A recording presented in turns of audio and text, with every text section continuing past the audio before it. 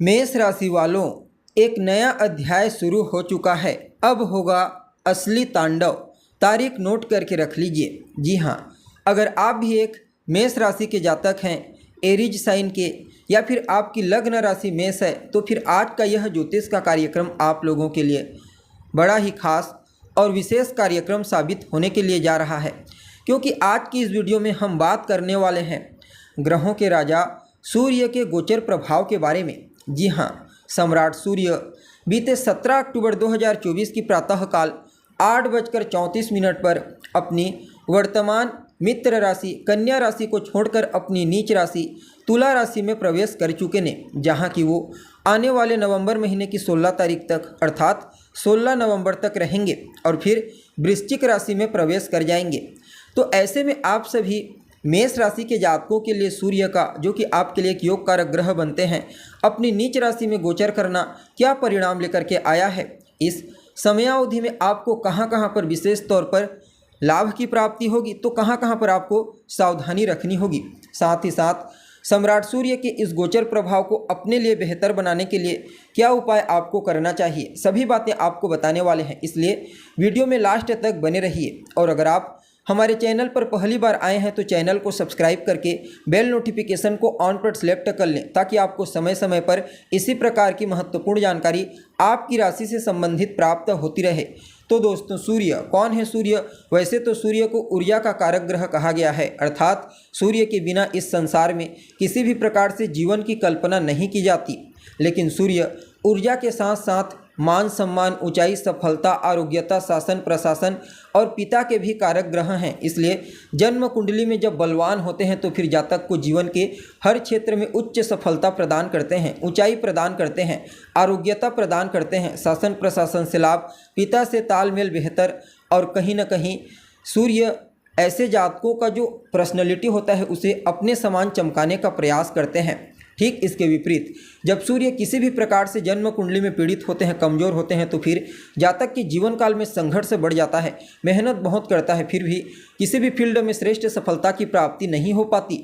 सिर्फ इतना ही नहीं, जन्म कुंडली में सूर्य कमज़ोर होकर के मान सम्मान की हानि करते हैं, शासन प्रशासन से नुकसान, पिता से तालमेल में कमी, जीवन में संघर्ष बढ़ जाना, जीवन अंधकार महसूस होना, हड्डियों से संबंधित तकलीफ और नेत्रजन्य पीड़ा भी सूर्य जन्म कुंडली में कमज़ोर होकर जातक को प्रदान कर देते हैं। इसलिए सूर्य का बलि होना हर कंडीशन में आवश्यक होता है। वैसे तो सूर्य जब परिवर्तन करते हैं तो इनके परिवर्तन में बहुत ज़्यादा इम्पैक्ट देखने को नहीं मिलता, लेकिन जब किसी भी राशि, किसी विशेष राशि में इनका गोचर होता है तब इनके प्रभाव को समझना आवश्यक होता है। और इस बार अपनी नीच राशि में गोचर कर रहे हैं, तुला राशि में। अब देखिए, सूर्य आप सभी मेष राशि वालों के लिए आपके 5वें स्थान के स्वामी बनते हैं, अर्थात एक योग कारक ग्रह। और कहाँ पर नीच हुए हैं? तो आपके 7वें घर में। परिणाम स्वरूप इस गोचर काल के दरमियान जहाँ एक तरफ सूर्य आपके दाम्पत्य जीवन में तालमेल में कमी करने का प्रयास करेंगे, तो वहीं दूसरी तरफ अगर आप पार्टनरशिप में व्यापार करते हैं तो पार्टनर के साथ भी वैचारिक मतभेद उत्पन्न हो सकती है। तो इस बात का आपको ध्यान रखना है। हालांकि शुरुआती दौर पर तो ऐसा होगा, लेकिन जैसे जैसे समय व्यतीत होता जाएगा वैसे वैसे मिसअंडरस्टैंडिंग भी दूर हो जाएगी और लाइफ पार्टनर का सहयोग भरपूर मात्रा में आपको प्राप्त होगा। अगर आप कोई नया बिजनेस व्यापार भी शुरू करने के बारे में सोच रहे हैं तो उसकी शुरुआत कर सकते हैं, लाभ आपको मिलेगा।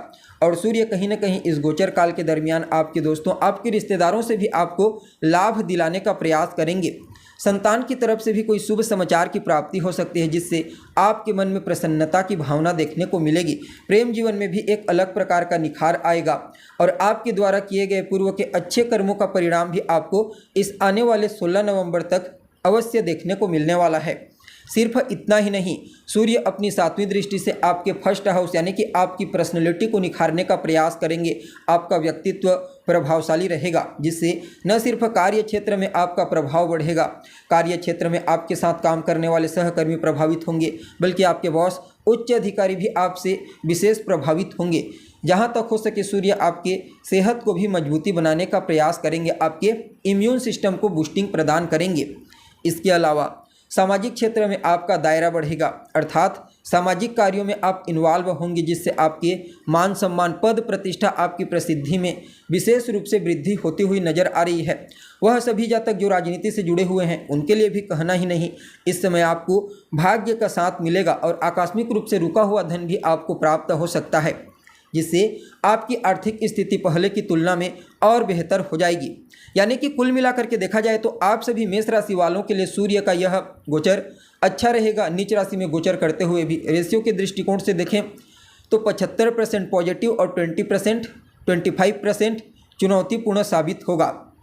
जी हाँ, इस गोचर काल को बेहतर बनाने के लिए आप रोजाना आदित्य हृदय स्तोत्र का पाठ करना प्रारंभ कर दीजिए। अपने पिता, अपने बॉस का सम्मान कीजिए, उनका कहा मानिए। हो सके तो रविवार के दिन नमक का त्याग कर दें, सूर्य को अर्घ्य प्रदान करें। बाकी यह गोचर आपके लिए और बेहतर हो जाएगा। तो दोस्तों, उम्मीद करते हैं जानकारी आपको अच्छी लगी होगी। अगर अच्छी लगे तो फिर इसे अपने दोस्तों के साथ, रिश्तेदारों के साथ शेयर अवश्य करें।